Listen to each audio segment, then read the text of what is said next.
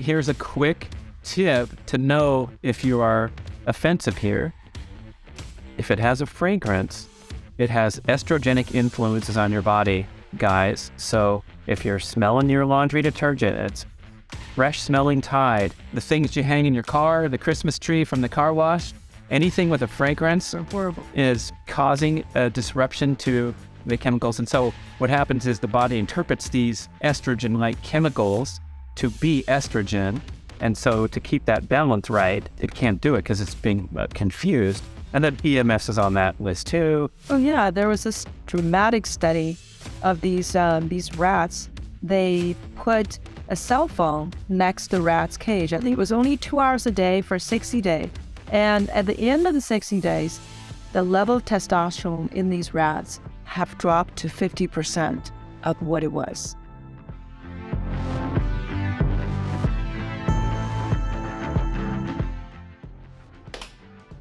Action. I'm so glad to be back in the Dr. Joy Kung podcast, Stewie. I always have so much fun with you. So, okay, just to give our listeners a brief overview of who you are. Brad, do you want to talk a little bit about, what your essence is? Oh, what a nice startup question. Where can I take that? Anywhere I want. At the start of my podcast, I say I'm an author and an athlete.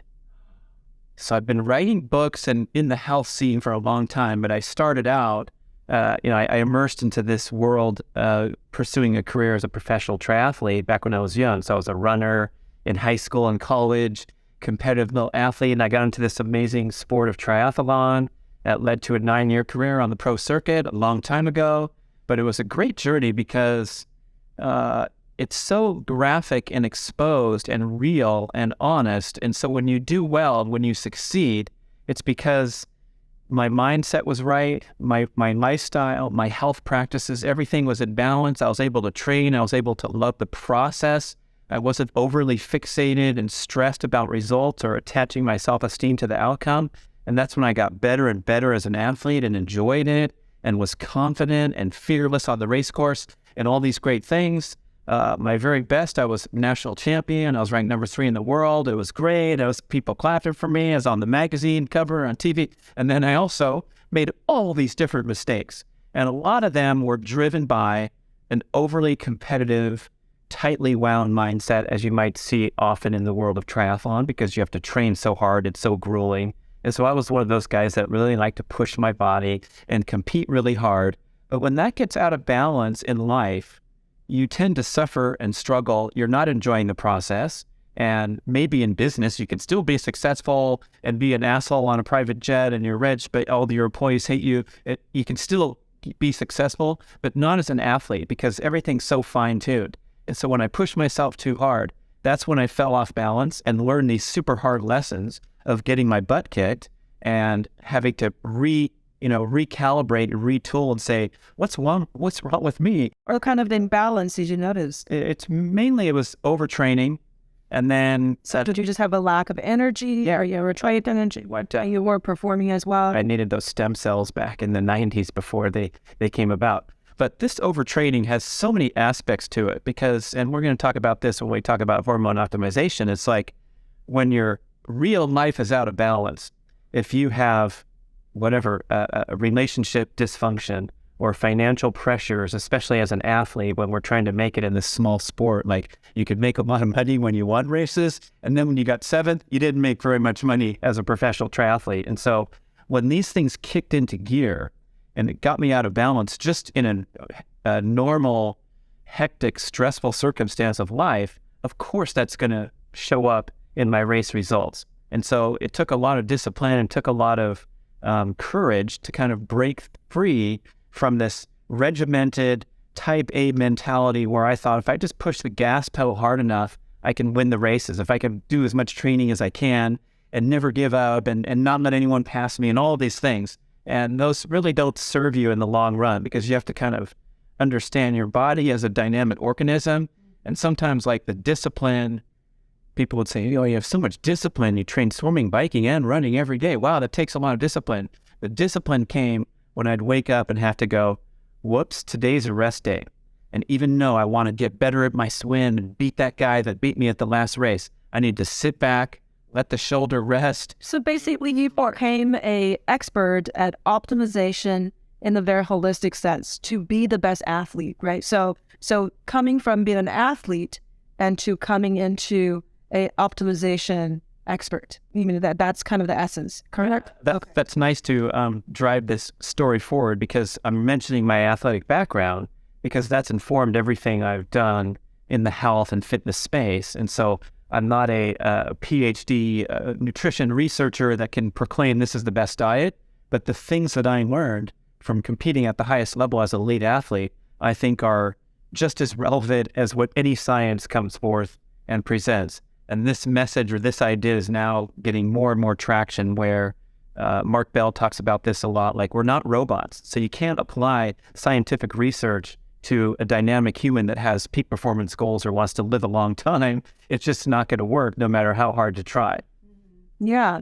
So, today I really want to focus on hormones, because I've had another podcast about testosterone. I know it's an important topic. I know we could talk about so many things, but I want to give people a little bit more, kind of dialed in information about how, for you, where did testosterone come into play, and how were you able to manage your level to the point where you have excellent testosterone level, even though you're not taking testosterone replacement, right? Which is very impressive.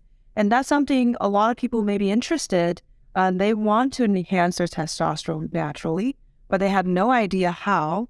And a lot of doctors don't know exactly how either. So they're prescribing just, injections or cream or a pellet.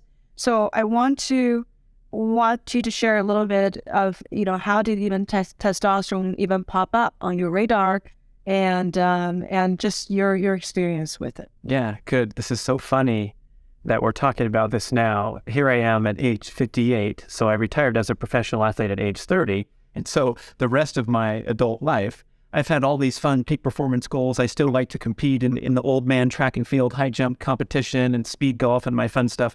But of course, the process is different because I'm not living and breathing and trying to get every ounce of my body into peak performance. And now my goals are to feel great, delay the aging process, age gracefully, continue to compete and pursue peak performance goals, and of course, optimize my hormone status and look at all these markers that represent disease risk and try to, correct that stuff and maintain my youthful energy as long as I can. The funny thing I'm smiling about is, like, back when I was racing, we're competing in these sports that have drug testing, as you're familiar with, in the Olympics, and athletes can get a massive advantage by doping. Mm-hmm. And in the endurance sports, it was doping with EPO, the red blood cell making drug, as well as taking extra testosterone. Because what happens when you train really, really hard is you deplete your hematocrit, you deplete your testosterone, you suppress your immune function, and then you have to go and rest on the couch and sleep a lot and try to recover, and then maybe get another workout in a few days later and build back up. But if you're overriding that with hormone replacement, we call that hormone replacement now, but like doping and hormone abuse would be more like what you see with the bodybuilders or the guys in the Tour de France who are doped off their ass and has nothing to do with health, where hormone replacement is trying to optimize your health and look at it a safe therapeutic level. So it's funny because here I am, years later now, realizing how popular hormone replacement is, especially for guys my age, and I haven't never tried it. I'm completely open to the subject. I have people that I really respect that are 100% in all the way, and they think it's great and it's fantastic. But my philosophy has always been to be as natural as possible and go through life with as much, feedback and natural approach with sleep, with diet, with athletic training, with fatigue. If I'm feeling tired, I don't want to override it with a non-steroidal anti-inflammatory or even a shot of caffeine, because I don't want to take that message and say, oh, you need to take it easy for a while. And that was really important as an athlete because, like I said, I made all these mistakes with overtraining. And if you start slamming 3 espressos before your planned 80-mile bike ride, you might feel pretty good, but maybe that day wasn't meant to be an 80-mile bike ride. It was meant to be a rest day. So I kind of hold on to this belief that when you override the body's natural metabolic and hormonal functions with an outside agent, you are paying some kind of a price. You talked about this when I interviewed you, where we're getting peptides and stem cells and things that are not doing the drug-like effect of overriding genetic function. And so ideally, these are getting our body to work better to heal and become stronger and delay aging. But when you override it with a drug therapy, you're kind of taking a different route and a different choice. And like I say, I'm completely open to the subject. And we might check back in 3 years or 5 years or 8 years, and I'll say, I'm doing everything I can, and I'm still experiencing adverse consequences related to chronological aging, and I want to be stronger and fitter, and I want to get my six-pack back. What can I do, Dr. Joy? Stem cells, peptides, hormone replacement. I'm open to all of it because we know modern medicine's going to help. But right now, I think, and I want to make this message to everyone listening, watching, is like, you're obligated to do absolutely everything possible with your lifestyle behaviors and those variables before you should even look to outside intervention. And I'm not sure that theme is promoted quite enough. And I'm not sure how many people are actually going to do it. And here at a clinic is a real life, real people. People want a fix, want to feel better quickly, and they may not want to change their dietary habit. They may not want to change when they go to bed. They may not want to change the fact that they're drinking coffee or drinking some alcohol. So, can you still help them get better?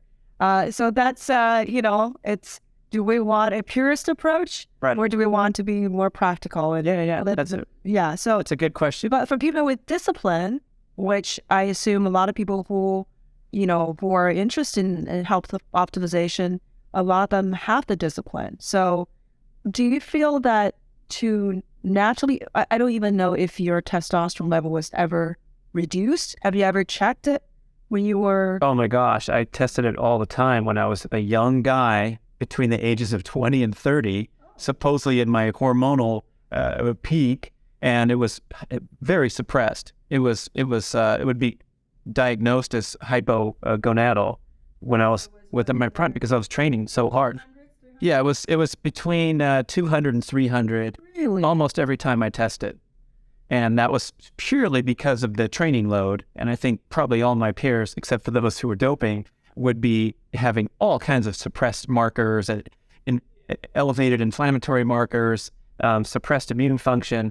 All kinds of crap is wrong with an elite athlete because they're right on the edge of health all the time. And I would get cold like 5 times a year. I'd get a cold easily.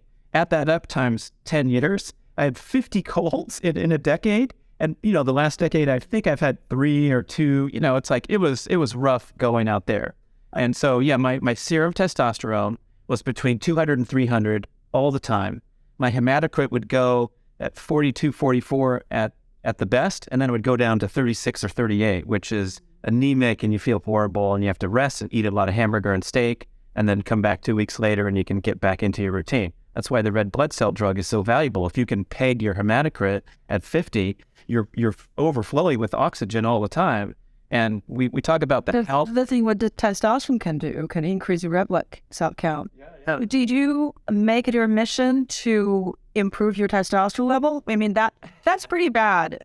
Yeah, for a young guy, yeah. So would that sounding alarm to you and you started going on a path to Well, that's funny because when you're racing, all you care about is, what place can I get in the next race? And I'm not deliberately, but of course I was putting my health on the sideline for those 10 years.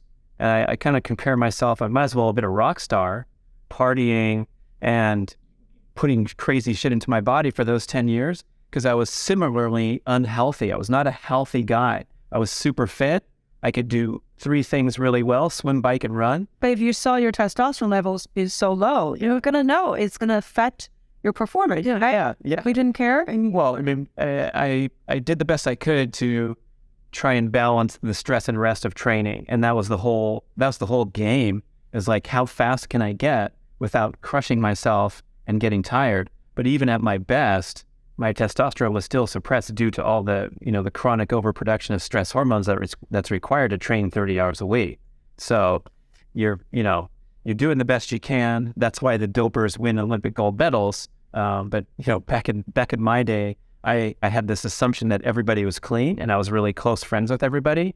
So I didn't think about like, hey, can I fix this with outside regimen, because I would have tested positive and destroyed my career. And so now thinking about it now, no, it's where I'm not worried about the doper, the drug testing knocking on my door and asking for a urine sample. I can put whatever I want into my body in the name of health and staying strong. So what did you do? I mean, at what point did you actually want to address your testosterone? I stopped training my ass off. And so I turned 30. I was, bombed out. I was exhausted. My career was over, even though I was a young person. And then I started to raise a family, work in an office, long hours like everybody else, commute, a really long commute to the Bay Area from where I lived. And so I was, again, piling a lot of stress onto my plate. It just wasn't that crazy athletic training stress. It was getting 7 hours of sleep a night instead of 12 every day like I did when I was an athlete. But of course, I got healthier in many ways, and I tried to maintain like a reasonable level of fitness as I went into my 30s and 40s. And then I formed this really important goal when I was coaching my son in youth sports, that I wanted to dominate these little kids in every sport and be this participatory coach where I brought my A game every practice. And so I played hard from ages 5 to 15. And it would just, these poor kids are like, what's this guy doing? But I learned this from another dad. He said, oh no, you got to go hard and show them what it's like to be a competitor. And you can't like play half speed in soccer and oops, I missed the kick. I could have scored a goal. I was like, let's go. It's 4-1. My team's winning. Let's go. And so I got really fit because I wanted to be a good basketball, soccer player and a track athlete running the sprints and doing the high jump. And so this kind of ushered in a new era of my life where I want to be fit. I want to beat the little kids in soccer, but my main goal is health span, longevity, wellness, well-being, feeling good throughout the day rather than feeling like I need to crash every afternoon for 2 hours like I did when I was a triathlete. And then, frankly, I wouldn't say those decades were optimal health either, because I'm commuting, I'm raising little kids. And now at this age, I have a chance to dedicate more time and energy to an appropriate fitness regimen, an ideal sleeping environment, ideal diet. And so now my recent test results, as we talked about, my serum testosterone last year was 1,008, which if you look on the charts, that's 95th to 99th percentile of males in their period, 20 to 30. But when I was 20 to 30, mine was 200 to 300. This, I'm sure, give a lot of people hope to know that your body can bounce back that drastically. Yeah, there's probably not too many people out there like me to say I feel better. In many ways, I'm healthier and fitter than I was when I was this skinny freak athlete, because now I have a more broader perception of fitness. I try to maintain my muscle strength and my explosive fast twitch ability, which is what goes when you age. So it's been a lot of good awakenings there. But of course, I'm nowhere near, I couldn't even compare to this guy that was out there training all day when I was a young person, and nor do I care to. But I am aging, and I want to do it the right way. When did your testosterone level actually start to rise up? Well, as soon as I quit, probably, and quit triathlon racing. Okay. As soon as I retired from the circuit and went home and sold all my bikes and all my equipment and got a job, it starts to get probably into a normal, healthy range of. I have all the results. Maybe I was 500 or 600 for a long time, but now it's like, okay. There's no more babies crying in the house. I don't have to commute like crazy. My stress level is, more appropriate. So now it's like, let me figure out everything I can do to optimize my health, which is, hand in hand with male hormone status. And maybe the entry into this conversation is like, there's a really cool scoreboard that we can use, and you don't have to pay a lot of money for expensive tests. And this would be the spare tire scoreboard. So it's normal and common and average for especially males, but females too, to add a little bit of abdominal fat as we age. And this is the beer belly, or you call it the spare tire. No one, but it's no one likes it, but it's so commonplace that people just assume it's normal. And so when you start to accumulate this visceral fat around the midsection and around the organs. It's different, as you know, than regular subcutaneous fat that we store all over, and we shouldn't have that much of that either. But this is a special health concern because the visceral fat is classified technically as an organ because it has the capability of secreting these inflammatory cytokines into the bloodstream. So just like your thyroid secretes something into your bloodstream or your adrenal glands, this visceral fat is inflaming you in a chronic manner. So we talk about chronic inflammation. A lot of experts say this is the root cause of all disease, and evidenced by overly stressful lifestyle or driven by an overly stressful lifestyle. So when you overproduce the stress hormones, you fail to balance your stress factors, and you lose fitness, lose all these attributes, you start to get a little bit of a spare tire. And here's the bad part, is when you start to get a little spare tire and start secreting these inflammatory chemicals into the bloodstream, it causes you to get a bigger spare tire. You will convert testosterone into estrogen in the presence of these inflammatory chemicals, as evidenced by the spare tire. So even people that are rubbing on the cream or taking an injection once in a while, if they're not healthy to start with, this is where my big sales pitch is. It's like, do the best you can. It's like the knee surgery people. They say, get in shape, and then we're going to replace your knee, right? I mean, they say, lose 20 pounds. Right. I talked to someone, they said, I couldn't get the knee replacement until I lost 40 pounds. It's really painful now, and I'm trying to get ready for surgery. Pretty good doctor to say that, like, dude, I'm not going to put a nice new knee in there and you're going to squish it. Okay. You want to optimize the best you can before you ever consider. Right. So that this aromatization concept is where, especially if you get a huge outside dose of testosterone that your body's not, naturally producing, you'll convert into estrogen if you're an unhealthy, inflamed, overly stressed person. And if you're not taking testosterone, but you're just building up this little spare tire, the deal is we have to get healthy first before we can benefit from these lifestyle changes and goals that we have. Dr. Tommy Wood, one of the leading ancestral health physicians, he says in regard to weight loss, no one should think about losing excess body fat until they get supremely healthy first. So if you have leaky gut, or you have, a sluggish thyroid, and you're going to eat less food and exercise more, guess where your thyroid's going after that? It's going to tank. This is the topic of Bill Russ's book, Paleothyroid Solution. She did everything right. She was doing hot yoga. She was swimming laps. She was hiking 2.5 hours on the weekend. She was cutting back on her carbs and getting worse and worse and worse because you're not healthy to begin with, and now you're putting more stress on the body that you can't handle because you're not healthy to begin with. So how do we get healthy first? Sleep, rest, recovery, downtime would probably be the first category to talk about. We could throw a fancy graphic on. Ba-bum. Sleep, rest, recovery, downtime. Because if you're not in stress-rest balance, your workouts aren't going to work for you. Your dietary changes, where most people are cutting back on calories or cutting on carbs or trying a keto thing. I talk to so many people where they're stressed out, they're unhappy with their body composition, and so they go into the crash diet mode and add more stress to the equation. So if we could maybe take the first step of get more sleep, and some people that I've done private coaching with, here's my regimen. I work out every morning, Monday, Wednesday, Friday I do spinning, Tuesday, Thursday I do boot camp, and I eat this, I do this, and I do that. And I say, okay, how about we'll take 4 or 5 of those hours that you're putting into exercise and just sleep an hour extra every night. That would be the first intervention, is to get that sleep as top priority. And everybody knows this, we know about it, we pay lip service to it. But if you're not well when you wake up with energy at rest, the exercise is not really going to matter. And then it's also going to be really hard to adhere to a dietary change when you're not manufacturing energy smoothly yourself. You're going to be reaching for Ben and Jerry's pint because your energy is dropping because you're inflamed and all these things are, in trouble. I feel as a culture, there's not enough respect for sleep.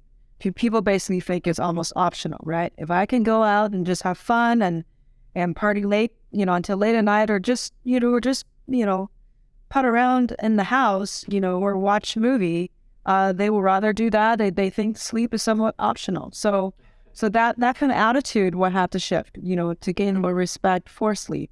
And you put it as number one thing to do if you want to naturally improve your testosterone or your overall health. So 7 hours would be the minimum. I would assume that's. Well, I'm not a sleep expert, and I've read the books and tried to learn a lot about it, but it seems to be like highly individualized. And there's research that 1% of the population has the genetic SNP to be what's called a short sleeper. And so they really can thrive on 6 or 7 hours of sleep. And then there's other research saying that like 15% of the population believes that they're one of those 1% that could get by as a short sleeper. They're one of those chronically probably sleep deprived, but thinking I just don't need as much. Yeah. I mean, if you hit these checkpoints, like you wake up alert and energized near sunrise without an alarm and you pop up and go, sounds like you're getting sufficient sleep. What I've learned over time, and I'm still like you just spoke, in the back of my mind, I feel kind of like insecure or guilty about it because I have such a huge requirement for sleep. And I always did. I was like that guy in high school. I couldn't get to class. I fell asleep in second period because we used to run at 5:30 in the morning. And the teacher at Taft High School here in the San Fernando Valley, like she sent me to the principal because she thought I was on drugs because I was just passed out in her English class. And luckily, the principal was an official at the track meets. And so I walked into his office. He's like, "Hey, Brad, what are you doing here?" I fell asleep in second period. He's like, "Oh, wow, how many miles did you run this morning?" So I didn't get in big trouble, but like during my career as a triathlete, I slept 10 hours a night, absolutely rock solid every night, and a 2-hour nap almost every afternoon. So for this period of time from age 20 to 30, I was asleep for half of my life. And that's what it required to get as much out of my body. And even today, I'm finding that I need 8.5 to 9.5 hours. And the 9.5 comes when I push my body hard with a track workout, which I'm inclined to do frequently. But I too, just like at this age, trying to be Mr. Jock guy, oh my gosh, you have to rest and you have to recover. And there's a fine line there. Sometimes I ask myself, what am I doing? Like, why am I pushing myself with, sprinting as fast as I can around a track? I know it has a lot of health and longevity benefits, but then I have to, put in all this sleep time after just to recover. Okay. So if you work out really hard one day, you are going to make sure you're going to have more time to recuperate by sleeping. Yeah. I always wake up without an alarm, and I am very good about going to bed at a consistent time, which are two of the biggest things on the scoreboard. And then we always talk about hours, but there's that other element of what quality is your sleep. Yeah, I think going to bed at the same time is pretty important because it does sets up your biological clock. It teaches your body how to live, what to expect. Yeah, I mean, we're influenced by the rising and setting of the sun for 2.5 million years, as are all creatures on Earth. And only in the last 120 years or something have we royally messed with this, thanks to Thomas Edison and Steve Jobs and Joe Netflix and all the leaders of, bringing us into the industrial era. But before that, our great-great-grandparents, whatever, it got dark out and they probably had candles and a lamp and they sat by the fire. And these are sources of orange light, so they don't interfere with melatonin production like we call blue light, but we think as white light, indoor lighting. And so we had this natural ability to wind down when the sun set in our environment for millions of years. And now we're able to stimulate cortisol production, stay alert, energized because we're watching a great thing on Netflix, and pay the price over time because of this ability to override the body's natural circadian rhythm. Right. I think one reason I mentioned it is I realized, listening to some experts talking about even timing of eating, it may be better for you to start to break your fast every day at a similar time, because I was guilty of trying to push my fast for as long as I can, even if that makes me miserable.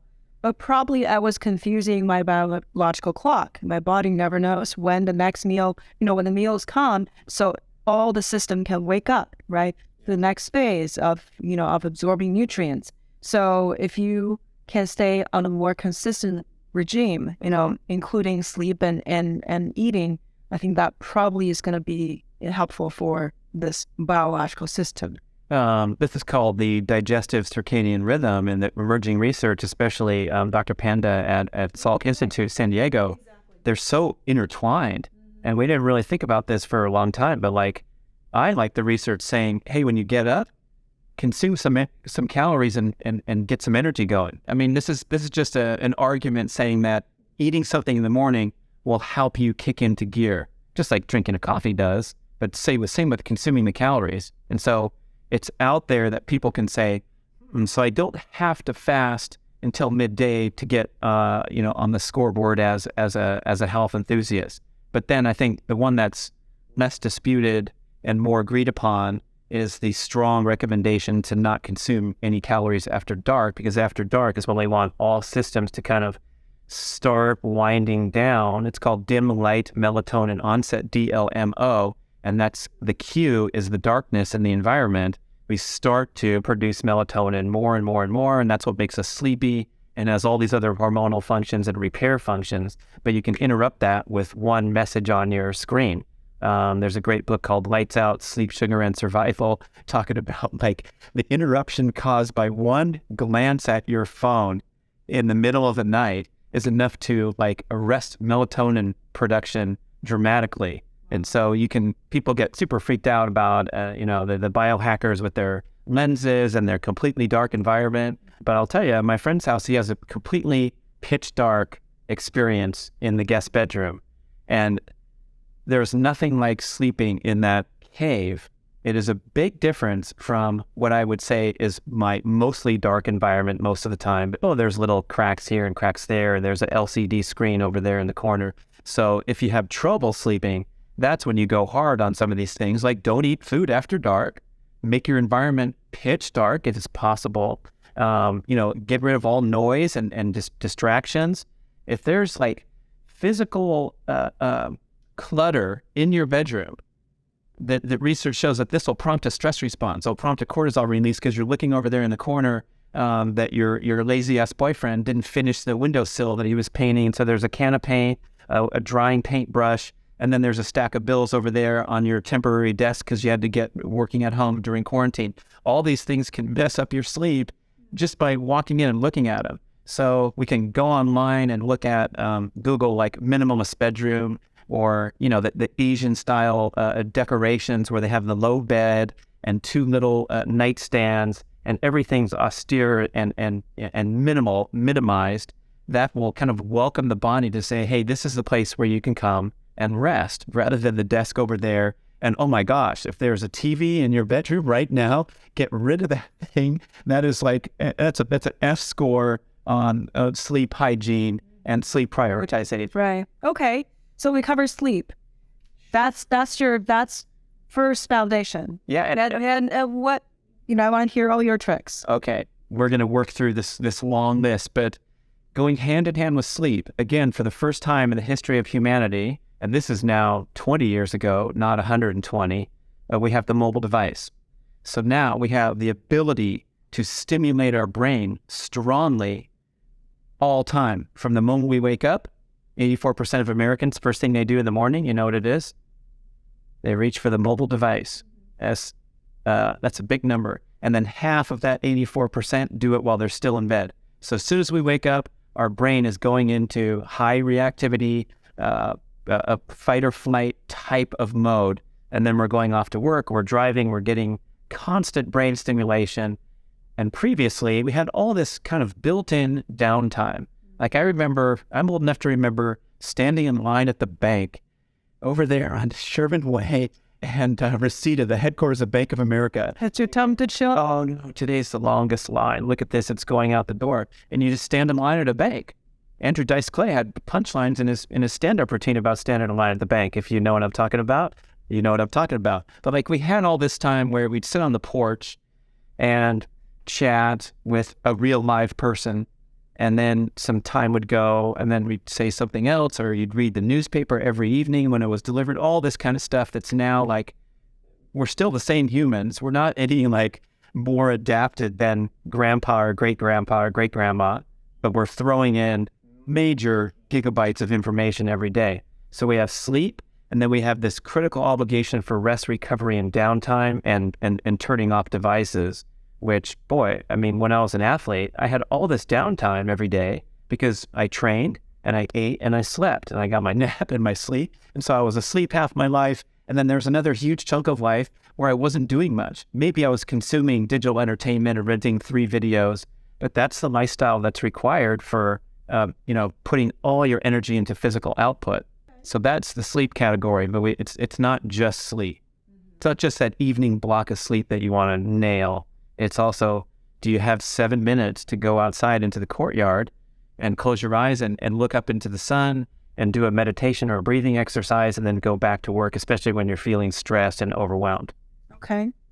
So getting proper rest and allowing your body to recuperate, and that's going to be one of the essential things to boost your testosterone level naturally. I want to keep us on track. Avoiding overstimulation, right? That can affect the quality of the resting undertone for your body. Yeah. And what else? The low-hanging fruit would be diet, I would say, is next.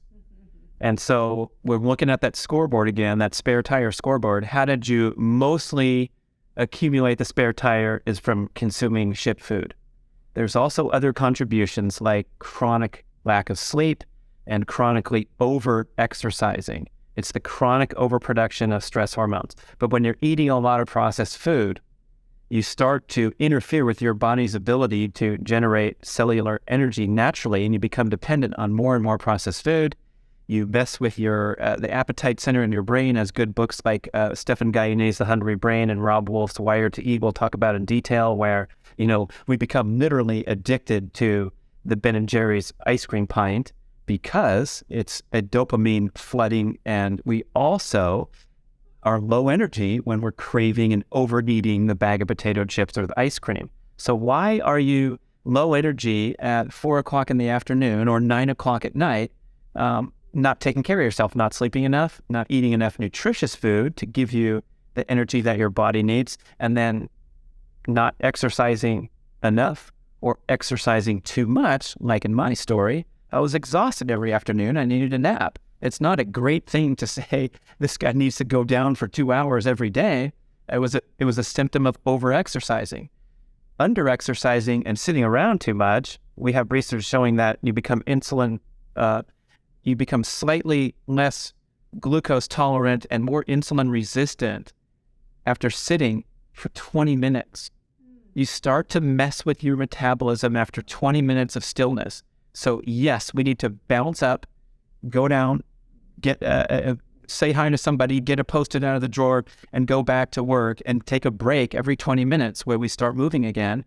Then we start getting better at burning fat again. We have more refreshing to the cognitive function, taking those downtimes out in the courtyard and having the brain neurons calm for a little bit. Doesn't have to be a fancy meditation session with the app. It's just sitting back and turning things down and then going back into all these peak performance activities that we're going for. So with diet, of course, we've had a whole show talking extensively about this and that and all the controversy and confusion. So I'm getting really good at backing off, letting people have their wars and their controversial high impact statements. But really what it comes down to is if you can go home and clean up your act, you will make these incredible leaps and bounds with your health, and almost nothing will compare besides if you're really sleeping poorly and you can start getting good sleep. But if you could just eliminate processed foods, you'll be so far down the road to health optimization. And I think that's where we can all agree, where, your next guest might be the greatest whole food plant-based advocate, and it's, don't eat the meat or the eggs, those will clog up your arteries. And then the next week you'll have the carnivore expert saying, just eat meat and eggs, don't eat anything else. But what everything has in common that's a successful nutritional intervention is getting rid of the processed foods. And I put them into these 3 categories. So it's like the big 3 would be refined sugars, grains, and industrial seed oils. The seed oils being number 1 for sure, because they are known to have an instant disturbance in your healthy metabolism. So in just the market, a lot of people don't know about seed oil. Yeah. Because it's still, even in supposedly healthy food, and when you flip on the ingredients, you see all these seed oils. It's tragic. Even though people think they're buying something extra healthy. Yeah. So that is a huge blind spot for people. Yeah. We can list some of the bad oils. Here's a list. Restaurants. Every freaking restaurant uses seed oils. Fast food, of course. You're getting your fries and your crappy food, and you're going into the convenience gas station and getting whenever the pie or the chips or the things that are laden with seed oils. There's stats like this many percentage, 55% of the items in the grocery store have seed oils in them. Most of us are aware of that, especially listening, watching the podcast. But when you go and dine out, from the worst restaurant to the medium, the chains like Olive Garden and whatever you want to talk about, Cheesecake Factory. I got into a dispute at P.F. Chang's and I wrote corporate headquarters. They didn't answer me. So then you don't answer me when I read a thoughtful, I go, you get a lot of emails like this that you ignore, do you? So anyway, I finally talked to somebody. And I said, why are you putting seed oils in your Brussels sprouts? And then I asked, can you please cook these in butter? And the waiter came back and said, I'm sorry, we can't do that. I'm like, you don't have butter in this giant restaurant with the big horses and the decoration? So anyway, I'm raising hell out there. But the finest restaurants, my son worked in one of the best restaurants in Los Angeles, extremely high price, $100 steaks.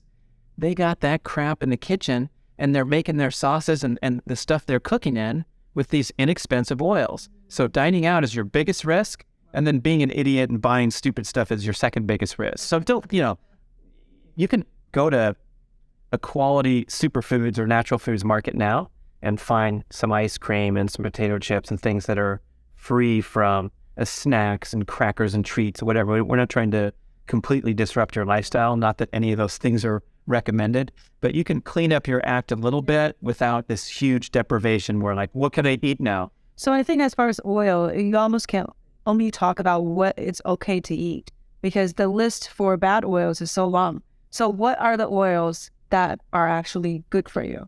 Here's a good way of thinking about it, where we're looking at the original food, like an olive. If you press an olive, it's very oily. It's a very high fat. Same with an avocado. Avocado oil, olive oil. These are rated as, approved, because it's so simple to extract the oil from the original food. Now, when you have canola, corn, soybean, sunflower, safflower, you need heat, you need high temperature processing methods, you need chemical solvents because they're not nicely yielding a bunch of oil, soybeans and all that. So these are chemically refined agents in industrialized food. And when you're making oil and you heat it up, you oxidize it. So even with olive oil, they call it a smoke point in the restaurant, or avocado oil. You don't want your oil smoking in your stir fry, otherwise you've messed it up. So you want something that's more temperature stable.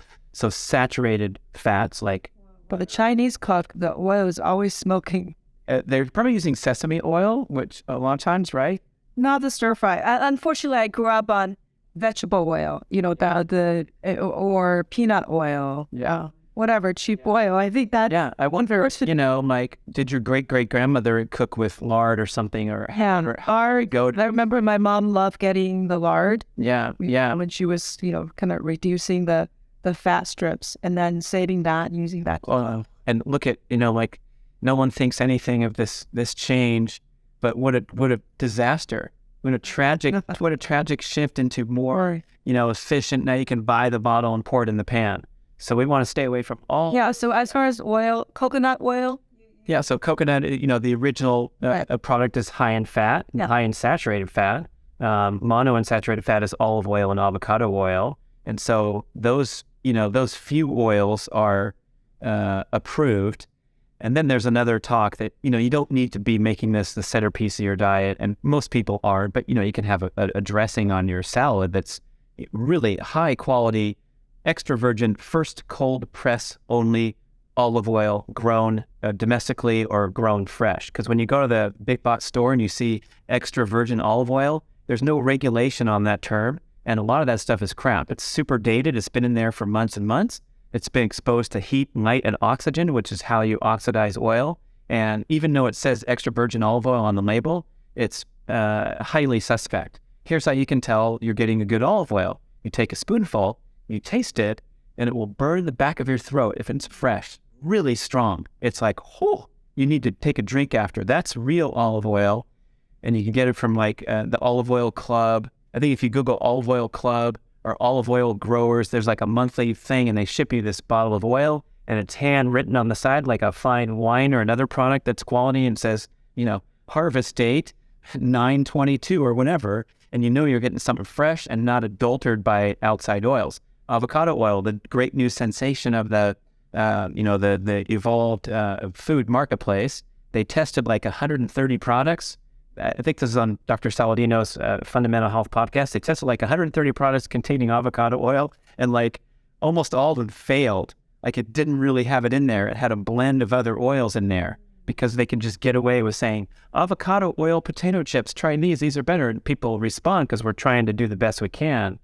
And so it gets to be, now we're talking about really high refinement, but the first thing is like go in your pantry, throw out those bottled industrial seed oils, throw out those snacks that are made with that, and then be careful when you're dining out and ask politely, can you cook my meal and something else? And we're starting to make progress with this total eradication of the seed oils, and then all the processed carbohydrates would be the other tandem, and that's, all over the place. And mostly we've been talking about insulin in the progressive health space, talking about eating too many carbs, producing too much insulin, getting insulin resistance, getting heart disease, getting cancer. The seed oils are now coming to the forefront saying this is like the true cause of insulin resistance because it interferes with your body's ability to burn fat. So you become reliant on processed carbohydrates as your main energy source. And I'm kind of simplifying here because we're not going deep into this stuff, but there's so many great books and podcasts about this where if you can take this takeaway that the big three toxic modern foods are most likely going to kill you, they're going to be the driving factor in why you get disease and die, it seems like sufficient motivation to say, yeah, I think I'll clean up my diet. Yeah. And then so I was starting out saying the visceral fat is a sign that something's wrong with your metabolism, driven by mostly diet, possibly sleep, possibly over-exercising, possibly overeating. But I think we make too much of that where it's like, why are you overeating? Our satiety and appetite hormones are highly refined, and they have been throughout evolution. We're overeating because we're not generating energy internally properly because we're not eating real foods. And so instead of thinking about cutting back, it just eat as much healthy, nutritious food as you can every day, and we'll see how that works for you in 3 months or 6 months. Not many people are raising their hand saying, oh yeah, I listened to Brad and now I eat too many eggs every day and I have too much steak at night and I overdid it again on the broccoli stalks and I'm getting fat and out of shape. It just, the human can't do it. I mean, have you ever overeaten too many steaks and feeling terrible? Not likely as much as, oh yeah, I did kill a pint of ice cream one time after I was jet lagged and there was no food in the house. And, we do that all the time when we're deficient on energy and on nutrition. That's the diet Right. one. And the diet part two is like, what are you going to do now? Is you're going to go and find the, most nutrient dense foods on the planet and emphasize those in your dietary practice. And you can contend that you love these foods. These make you feel good. These are your favorites. You're more on this the plant side and someone else is more on the meat and eggs and fish side. And so to put all that dispute aside, we do want to find the most nutritious. It's called nutrient dense as opposed to calorie dense. So the Twinkie is calorie dense, nutrient deficient, and a slice of liver that often regarded as the number one superfood, or oysters or salmon eggs or pasture-raised eggs, or a kale, a seaweed salad, all the superstars that you can read about if you Google top 10 nutritious foods. These are the things that we want to come into center stage now. So that's the diet portion. I mean, there's could be so much could be said about it because that's the obsession for the public and for all these experts. I like this guy, Dr. Lane Norton. Have you heard of him? Oh yeah, he's like a PhD nutrition, and he's also big. He tears apart, people's super hard hitting, controversial. But he does make this point about the big problem in the modern diet. And he calls it energy toxicity, which means you are consuming and storing too much energy and not burning enough. And so the exercise component gets a nice little cameo here to say that's the essence of the problem is energy toxicity. So anything you can do to change that, which includes going and exercising and moving more and includes eating less, is going to be a huge win. And you can, there's funny stuff out there like the Twinkie diet. Some guy lost 20 pounds eating only Twinkies. Why? Because he calculated, I burn this many calories a day, I'm going to eat this many calories of Twinkies. And indeed, he lost 20 pounds. You're not going to sustain that. You've got no nutrition. It's a stupid thing, but he proved a point. And this goes to Lane Norton's contention, is like, if you improve your metabolic profile, you will have a tremendous improvement in your health. No other questions asked. And that's, starting yourself on the Biggest Loser TV show and losing 80 pounds and weighing in and getting a new blood work and everything's better. That's great. Then it comes to like, how can I sustain this? Because I can't starve myself like a bodybuilder or a fitness model for the rest of my life. How am I going to find meals that are actually enjoyable to me, that I eat as much as I feel comfortably and satisfied? And that's where we can go do our personal preference and personal experimentation.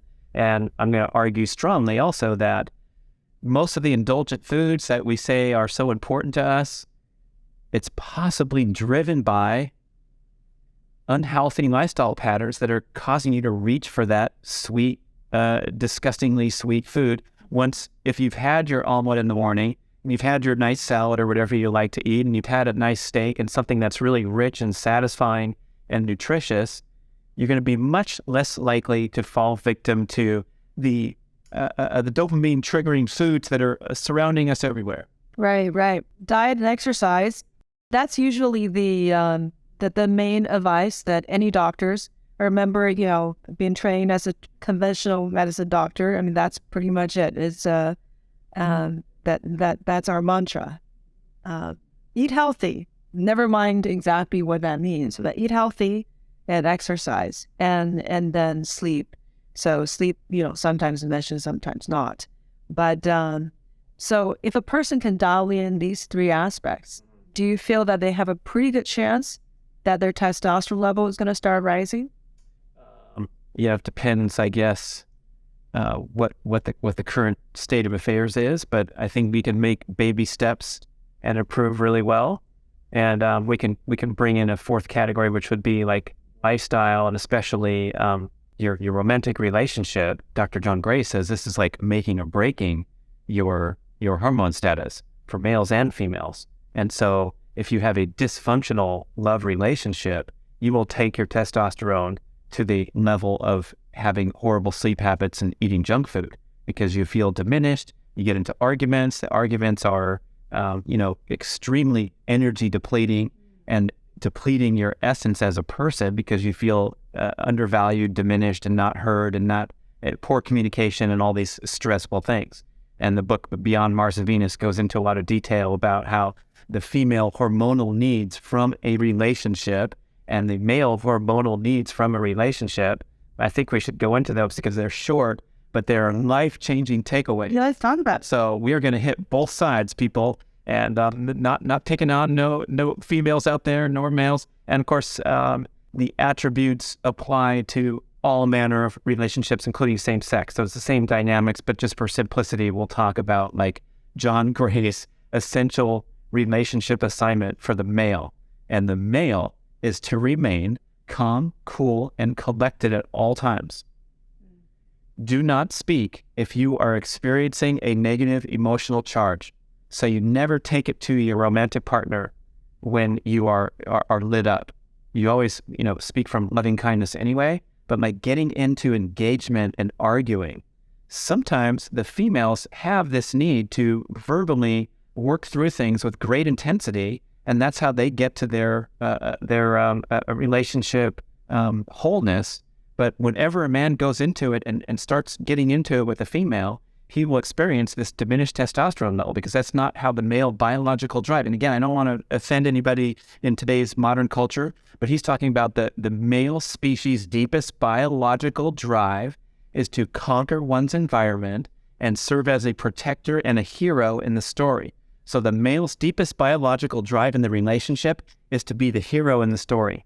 And if you start to get dysregulated, you're no longer the hero. You're just an asshole who's venting and having an argument with your female. The female deepest biological drive. Again, I know you can make your way in life and have a career and not need anybody and not even need to have a date or beat or whatever. The female's deepest biological drive is to nurture and feel protected and cared for and serve that need. And the biggest fear and the biggest danger in the old days was, getting eaten by a predator. And so the physically stronger male generally would serve that protective role in the primal example. Today, John Gray says, what the female's biggest fear and biggest danger is? The anger from the male partner. That's the most destructive thing that you can do to your female partner, is to unleash anger and emotional instability and all these things. That's when the female really gets diminished, her hormones get tanked, and she feels terrible. Interesting. If people ever want a good example of how everything that you mentioned that could go wrong, that has gone wrong, just read my memoir, Tiger of Beijing. Oh, right here, Tiger of Beijing, talking about the male unleashing the anger and staying, basically untethered, how to just unravel at the face of dissatisfaction, and then the destructive force of what it's doing to the female. Because I literally felt if I had stayed in that relationship, my spirit would have died, literally a internal death.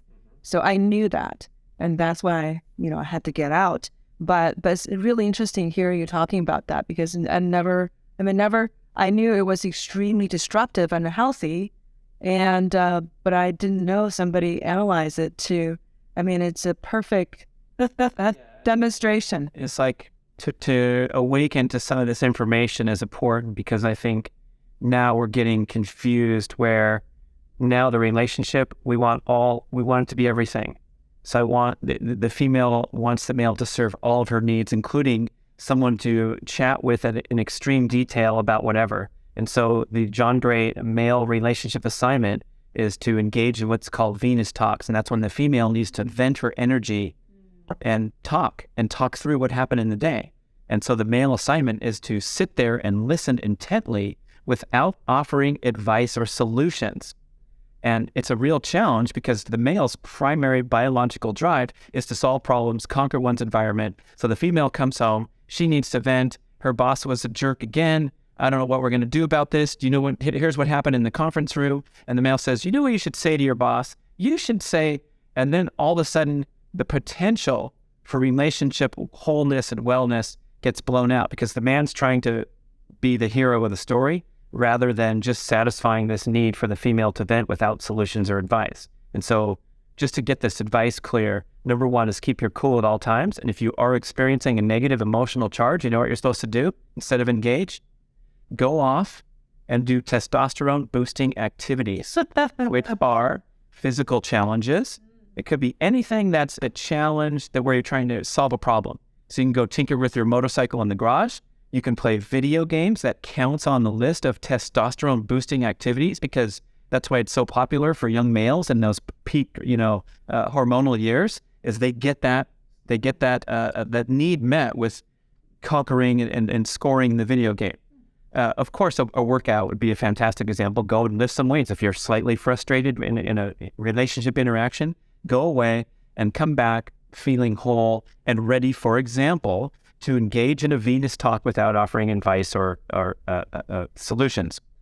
Interesting. Right. And this is what I was going to say, is like we're confused now because we're told that to be the evolved male, you need to be open and honest and vulnerable and share your feelings and tell me what you're thinking and tell me in detail, tell me more. I'm not getting enough from you. And that's a common complaint in the relationship. But when a female needs to bond in that way, and that's where oxytocin comes in, the bonding hormone, you best get that from your book group where you have a few glasses of wine and you guys can talk about whatever you want. And you don't need to get that from your male partner because he's not going to supply it as well as your female companions.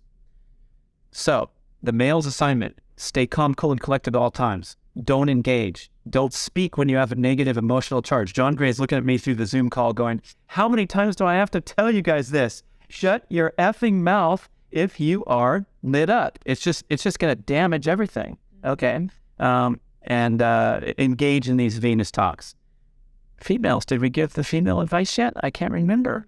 Let me look at my notes. I don't think so. So it was the female essential relationship and assignments. You must do this in order for the relationship to have a chance.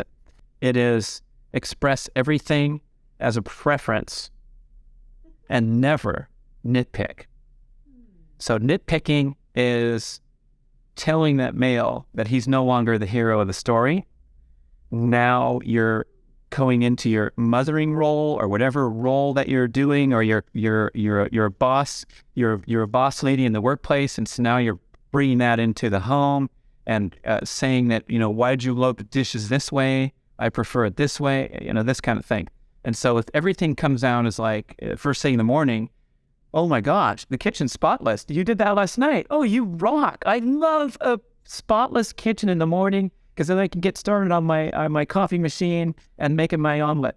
And so if it's compliments and preferences, because it can't all be popcorn, candy, and gut bubble gum, you're going to have some shit going down, So if someone is a backseat driver, you can express the preference that you allow me to operate this moving vehicle that weighs 2,000 pounds with minimal, I prefer minimal input. In case of emergency, of course, you can scream and tell me to watch out. But that's my preference when we drive. And then you get somewhere and it's like, how did I do? Did I do pretty good? Thank you so much for I hope you were comfortable. You didn't say much, and I really appreciate that. That's going to work rather than nitpicking. You didn't do this, you didn't do that, you didn't do this. Yeah. Or what I like is I love looking out in the yard and seeing all the leaves raked into a big pile. It's so nice to go through winter with the leaves taken care of every day. That's going to get your leaves raked rather than, hey, it's been 3 days. I asked you on Sunday, what's going on with that? What's your problem? And so when the male starts to discover that they're not the hero in the story, then they check out. Then you've lost the guy, and now he turns into classic everyday dysfunctional relationship jerk who's doing testosterone boosting activities like video games and going out and bowling and staying out till midnight instead of coming home at 9 p.m. to wash the dishes that you prefer are not in the sink. Well, sounds like supreme diplomacy to preserve the ego integrity. Yeah, I'm like, a lot of people disagree with this, and I've talked to other therapists, relationship experts, where it's like, well, John Gray's not all, that's not all up to modern standard. But every time I think about it, and every time I think over the course of my life, when I've gotten into it, I feel exhausted and drained and worse from taking someone down with whatever people do when they get into it. And one big simple example is like, oh yeah? Oh, you don't like how I tried? Well, how about when we're going tit for tat. No one can raise their hand and say that feels good at the end. And that part really hits home, because it's like, take care of your own shit. And when I've had dysfunctional interactions in relationship, when I go back and reason what happened, it's like 97% me bringing my shit into a relationship, and then now the relationship has it. Same with, I would venture to guess that we're all probably around that 97% mark, right? Unless things become super one-sided and you're doing everything you can and you say everything with loving kindness and you're expressing all these preferences and you're getting ignored or the FU back, then you're probably at the point where there's no saving this. But to have that best chance, I love those things. John Gottman weighing in here too, where a healthy relationship, these are the guys that have studied relationships, the Gottman Institute, in a laboratory setting, like at an apartment with hidden cameras, and they studied couples for decades, and they can tell who are that couples that are going to make it and be loving after 20, 40 years, and then they have 94% success rate predicting couples that will get divorced soon. So they say a healthy relationship has a 20-to-1 ratio of positive to negative comments. And when in conflict, they have a 5-to-1 ratio of positive to negative conflict. Even in conflict. Hey, I love how you fit so much into your busy day, and you're so excited to wear the best outfit out on our date, and you picked the greatest restaurant. You really took my feelings into consideration when you said sushi. And finally, man, when we miss a reservation deadline, I prefer if we can get to places on time. Are you more open to hear that than like, what the hell's going on? We're going to blow it again out of the gate. You're going to be like, screw you. I was cleaning up your dishes in the sink, right? So if we go 5-to-1, then we have a tiny chance of like progress. Otherwise, it's just tit for tat again. So this is back to the hormone subject of the show here. Right. This is huge because there's a lot of occasions of people overly stressed while doing everything right. They're working out like crazy. Maybe they even have super fit booty body on Instagram, and they look like a picture of fitness, not necessarily a picture of health. I promise you that, because I was a picture of fitness who had testosterone of 200 at 6 colds a year. But unless you nail all these objectives, it's going to be difficult when you just focus on logistics. Yeah. So the stress management, in relationships, I assume it's really important everywhere, basically, not just between, in a romantic relationship, even in work situations. Oh, sure. Yeah. It's like everybody you relate to you're going to have a hormonal experience. Dave Rossi, my frequent podcast guest, author of The Imperative Habit, he says everything we do in life is driven by the pursuit of a hormonal experience. We're all familiar with dopamine, and you reach for the text message because you're going to get a reliable dopamine hit, or you reach for the potato chips, or the prescription drug, or the street drug, or the pornography, or the fill in the blank. Where do you going for this out of balance? And a perfect example of this, but when we're having a conversation or trying to raise children, it's all in pursuit of this hormone optimization again. But then we're bringing in the other hormones, like the connecting hormones, oxytocin, vasopressin. John Gray talks about that, how it relates in a relationship, but mostly testosterone and estrogen are really familiar examples to understand, where the female needs to come down off this competitive side that we demand of the modern female in the workplace, and being the busybody who can handle the soccer mom chores, whatever, where really they're stepping out of their basic biological drive to nurture and care for and protect, and also become a badass and kick ass in the workplace, kind of like a male, testosterone-driven behaviors. And then on the male side, we don't want them just to kick ass in the workplace and come home and pop open a beer and relax. We want them to share their feelings and listen to our stories and do all these things that are not natural to the male biological drive. And so we have to kind of like understand where we're at with our balance and go off and do testosterone boosting activities, and females go off and do estrogen boosting or oxytocin boosting activities like book club and having fun with the girls and talking about stuff you would never talk about with your partner. So that's the relationship aspect. I think we should jump a little bit because we just said exercise is important. And if I go through these 3 different ways really quick, this is the optimal exercise program for testosterone optimization in particular. And the number 1 category, probably most people are not going to be happy to hear this, but it's movement. And emerging research is showing that just moving more in everyday life is in many ways more important to your long-term health, longevity, health span than adhering to a devoted fitness regimen. There's a concept called the active couch potato syndrome, which is people who are fit and stick to a workout plan, and they go to the gym every day, but they have similar biological disease risk factors as sedentary people because they ride the subway for an hour, they sit at a desk, they go home and sit on a couch for leisure time. And so that hour a day, 168 hours in a week, right? Any medical resident will know how many hours in a week because you're working most of it, right? If there's 168 hours in a week and you're only exercising and moving for 7 and then doing not much otherwise, you're an active couch potato, it's called. And so the human has a critical obligation to move throughout the day. the guys are going down and studying the Hadza in Tanzania, one of the last remaining hunter-gatherer primitive living populations on Earth. There's a book by Dr. Herman Ponzer called Burn with a lot of Hadza research. But these people are moving almost all the time. So humans have been moving throughout the day for 2.5 million years until we got our first screen. Right. And if you're not getting up after 20 minutes, you're messing with your metabolism. And it doesn't have to be crazy workout, burn calories, and sweat. It's just a life of increased general everyday movement. That's a big challenge, like you talked about with early on. Like, why don't I just take a needle and get some more testosterone? Because now I got to get up all the time to move around. But here's like the counter argument is if you can nail some of these pretty simple objectives, you're going to have more cognitive power. You're going to have more focus, discipline, resilience against distraction. You're going to be a more productive person anyway when you put more time into sleep, movement breaks, things of that nature.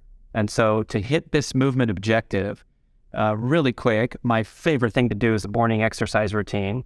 And I have this whole thing on my website. I have an online course, but it's changed my life in the last 6 years because now when I wake up every day, I hit the deck immediately and start doing my leg exercises, you can see.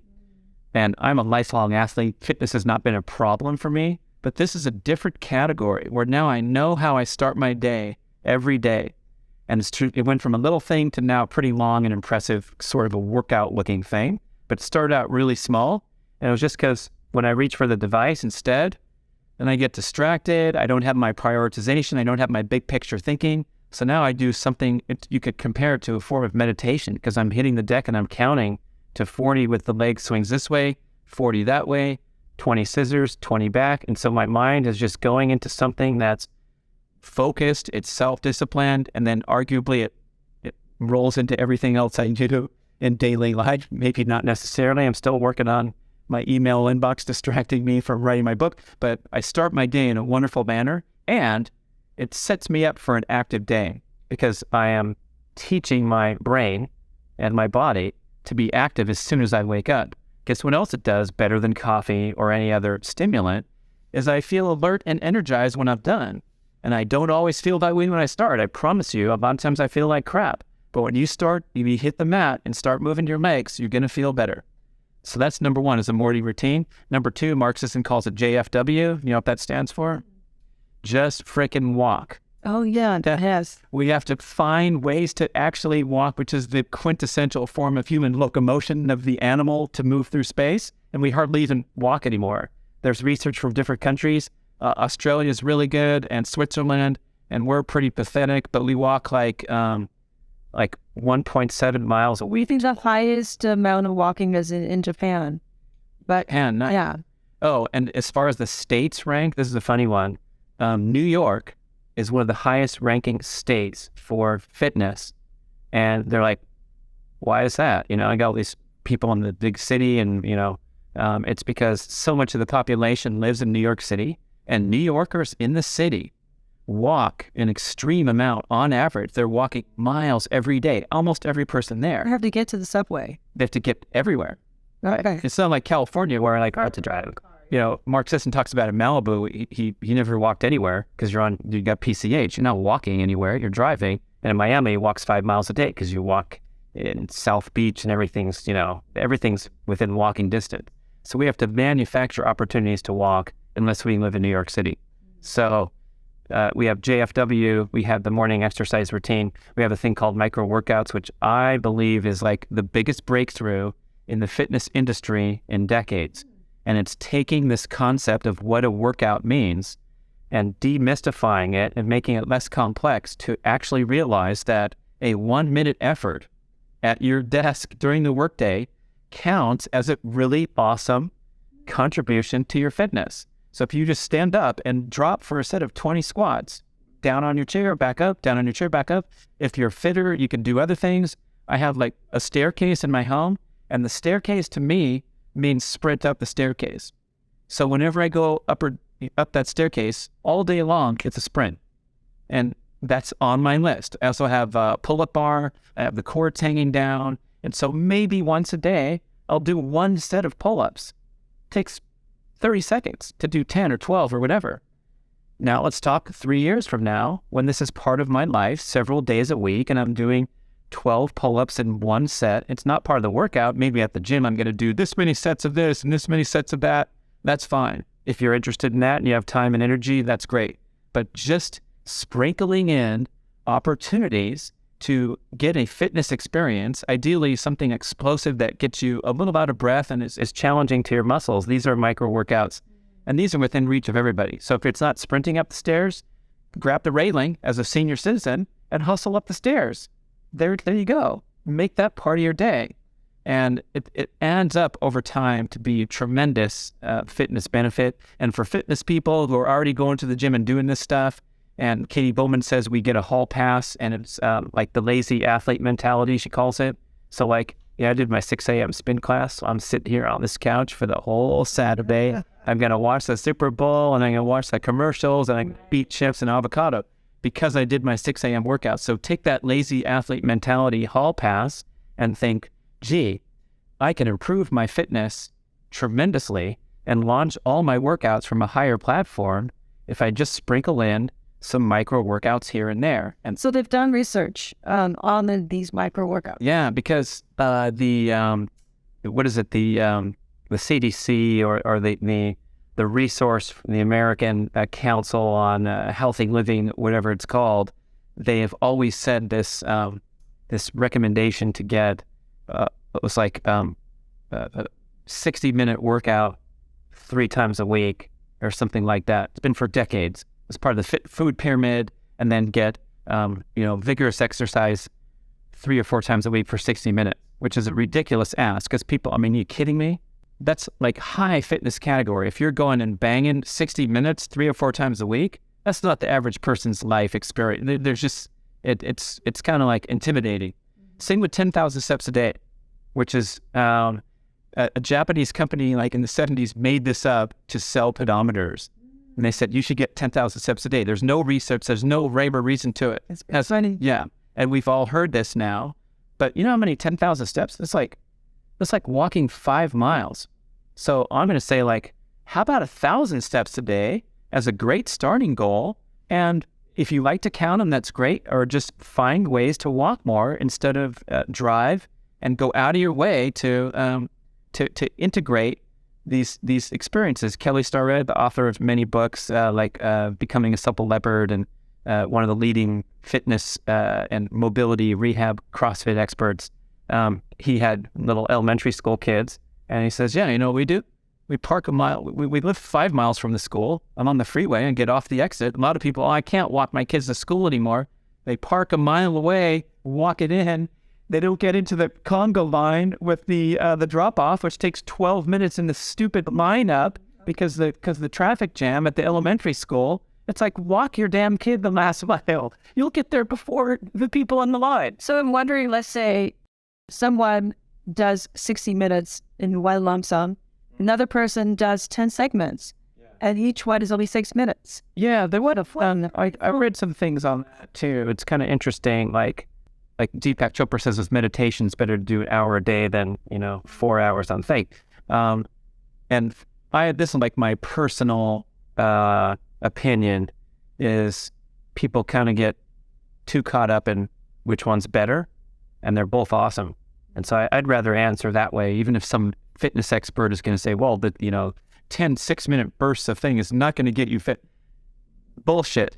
If you sprint up the stairs from now until 3 years later, you're going to be doing great. So if you do a bunch of 1-minute workouts and that's all you got right now because your life's, this is what it is, it's going to be a huge improvement from the zero. Now, there is really good research showing, Peter T has mentioned this recently, that if you go from like zero, inactive, to moderately active, you can imagine a curve, your health of your fitness and your health skyrocket. Then we start looking at, the bell curve where, Joy, you're talking to me, you're concerned that maybe you're doing too many of the hard Zumba classes and you should switch one out for stretching yoga. These kind of things are like, what's my optimal? You're way up here on the bell curve somewhere. We don't know where, but you're up here. But to get from here to there, it's so easy. And it takes so little time. So we have those movement objectives. And then when it comes to the other categories quickly, like resistance training, sprinting, and these are things that will have huge health, fitness, longevity benefits. And they really are within reach of anybody. My mom's 86 years old. She pedals a bicycle hard in the morning. And I'll go in there and say, why don't you go fast for 30 seconds and then rest and then fast for 30 seconds? Do something that's challenging. I see a lot of people in the gym going on the stair, climbing and watching TV. It's much, much better to throw in something hard once in a while because we want to challenge those muscles, the brain, the heart and lungs, to push beyond our normal baseline level and even our normal baseline workout level. So a lot of people exercise too hard and a lot of the classes are too hard, but we do have this critical objective to do brief, explosive efforts to the body, and that will stimulate testosterone production like nothing else. I mean, a sprint workout is one of the biggest, direct association with skyrocketing testosterone. Do you do a lot of sprinting? Yeah. I've seen your posts. So maybe that was really contributing to your... One time I got the blood test right after the sprint workout, and that was my highest one. So I think I gaved it, to be honest. That was when I got that 1,008. The most recent one was 806, and so I'm in that. This is a good point to bring up. So I test myself obsessively. As you can tell, I've had like 25 tests in the last 5 years. They know me in the lab by name. I'll put it that way. It's great. You can go online and for, a few bucks you can get a test. And I go to Merrick Health and they do a one-on-one consultation to look at my results and suggest supplements. We can talk about that a little bit, but I love putting that stuff at the bottom before we talk about supplements and the Fedosia and the long fenugreek and the long jack and the tribulus. Get your sleep, okay? Right. But yeah, that was funny because right after the sprint workout, I had a favorable result. But over time, my range has been like 563 to 1,008. So it's usually 750, 800, 720, 698, whatever. But that's quite a range. That's double. And 560 is not bad for a 58-year-old, or I'd say it's probably in the good category or whatever. And when you're down in the 200s, 300s, that's when you're a candidate for hormone replacement. But it's very sensitive to lifestyle behaviors. So I contend that those lower results that I had was a cycle of training because I'd pushed myself pretty hard and I tend to overdo it sometimes. And that's probably will give you a dip in testosterone.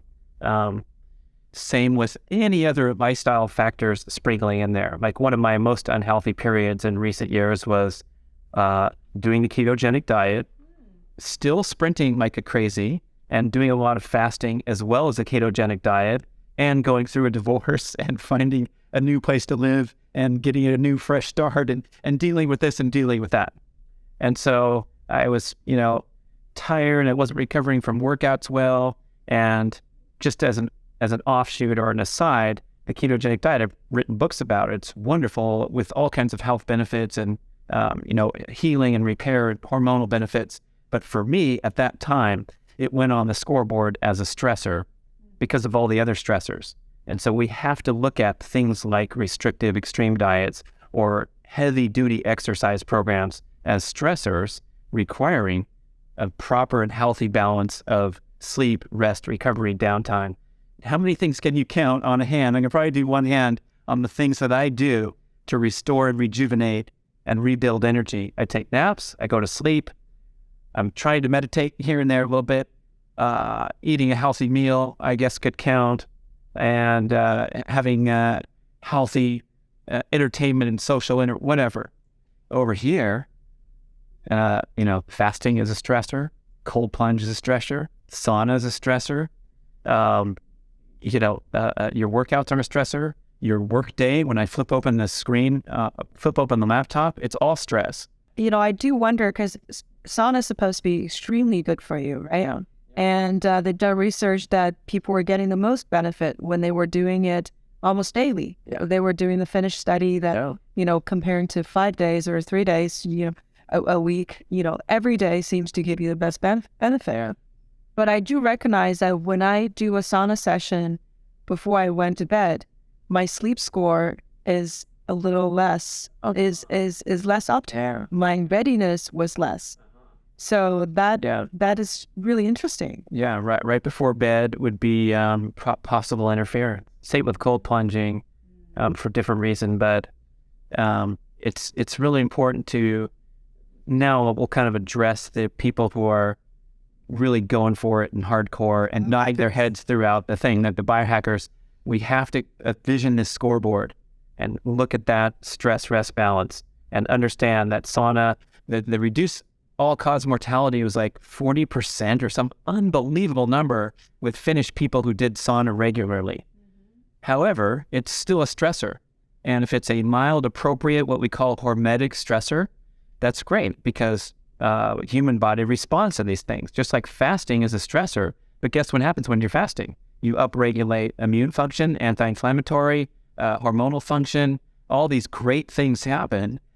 But then you got to eat at some point, and it's so easy to overdo fasting and overdo keto when you pair it with busy, hectic day at work and a hard workout session and all that. So when I was doing my sprint workouts and researching the ketogenic diet and testing my blood levels throughout the day after a long fast, after a sprint workout, I had some weird stuff coming up. Speaking of biohacking, would be like these high glucose levels. Oh, wow. 131, 133, 118, 142. I've fasted for 30 hours, have done a hard sprint workout, and haven't eaten a carb, had 100 grams of carbs in the previous 48 hours. Again, this is when I was deeply immersed in a book project and going for it so I could say when I write. The level probably was really... How do you get a 131?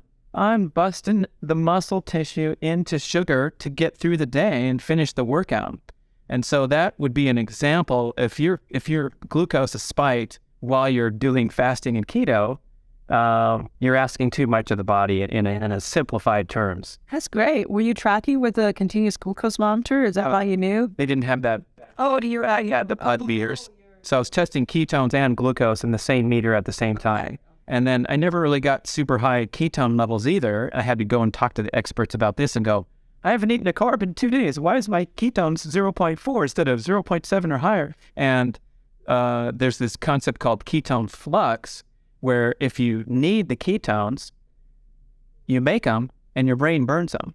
So I needed them because and then if you're kind of an unfit, metabolically unhealthy person that goes right on the ketogenic diet, you're going to have these giant numbers that you might see people used to post on social media. 3.6 today, that's better than 2.4 yesterday.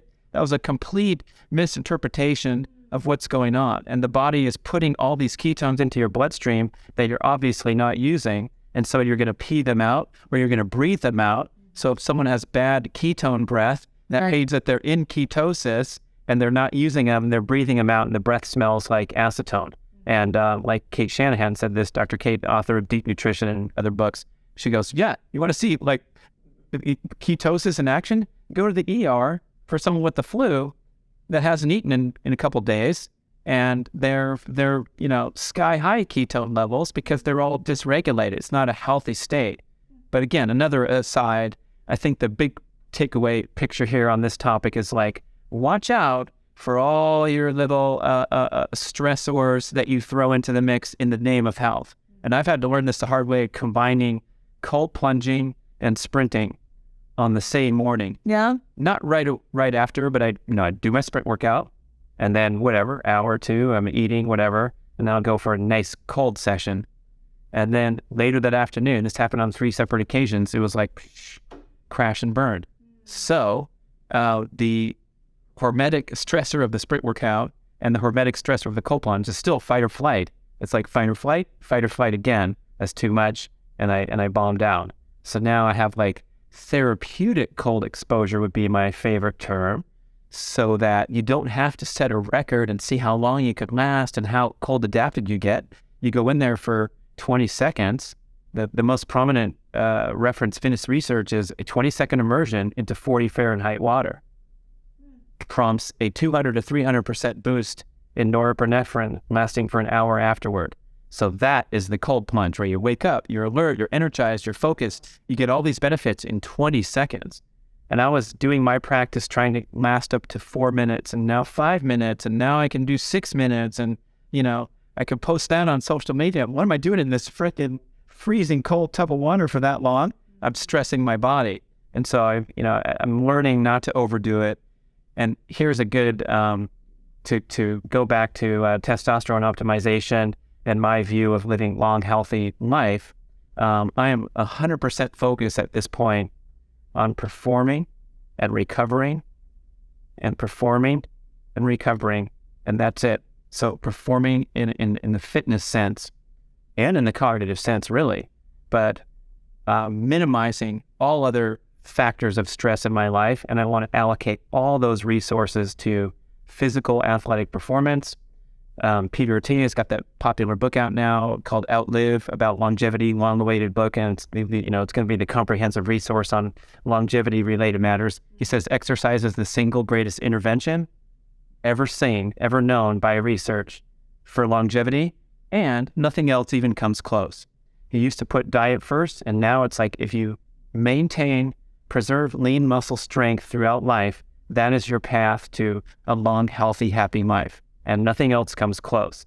And so functional muscle mass is my term that I like to use. And functional, like a bodybuilder, has way more than functional muscle mass.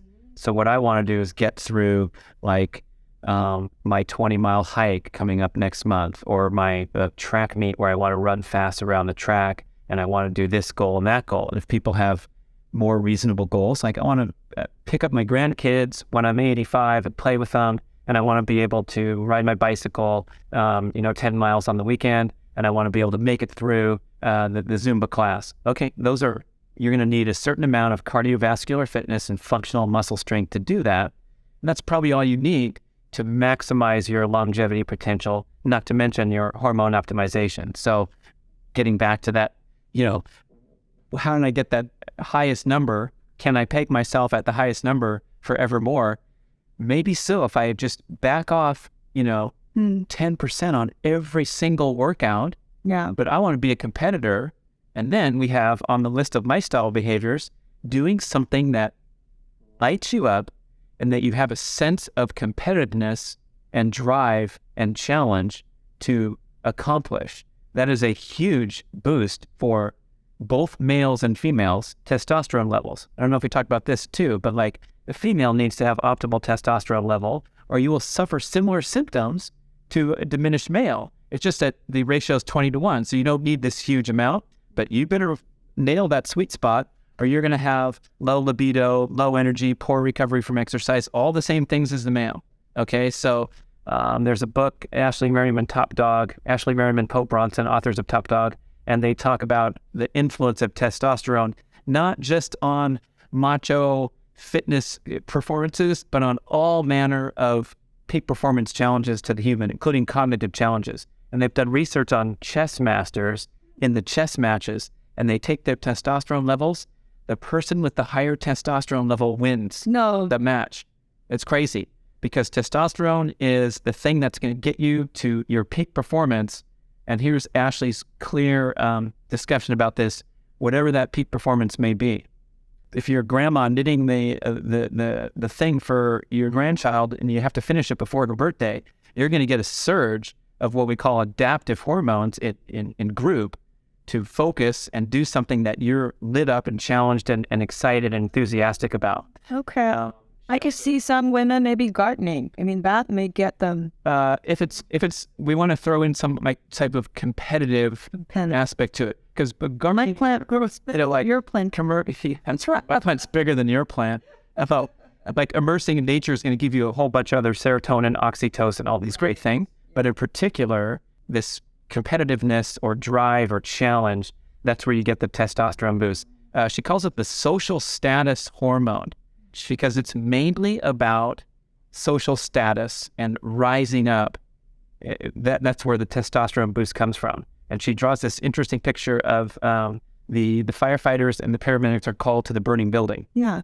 So you got the guys with the axes and their mask, and they're ready to go in and hack that door down, rush in there, grab the injured body, and rush them out of the building with all that bravery and energy. Their testosterone is through the roof when they're called to a challenge like that.